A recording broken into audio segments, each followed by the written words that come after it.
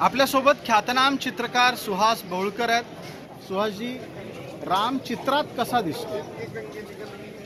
राम प्रत्येकाच्या मनात आहे, तो चित्रात दिसावा अशी आम्हा चित्रकारांची शिल्पकारांची प्रार्थना असते। आणि रामाचं वर्णन जे आहे घनश्याम मेघश्याम आणि महामानव आणि महामानवामुळे महापुरुष आणि त्यामुळे दैवत ही भावना चित्रात आणावी असा आमचा कायम प्रयत्न असतो।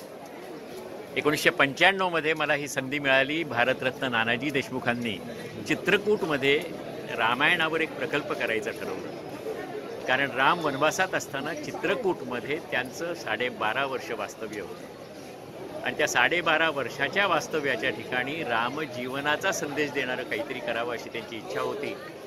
मी भाग्यवान आहे की त्याही वेळेला मला प्रत्यक्ष काम करता आलं। आज इथे राम जन्मभूमी मंदिरामध्ये आज आमंत्रित आहे। इथे आल्यावर एक वेगळ्याच भावना मनामध्ये दाटून येत आहेत आणि मन में राम हृदय में राम एवढीच भावना मनामध्ये। बिलकुल, खूप खूप धन्यवाद।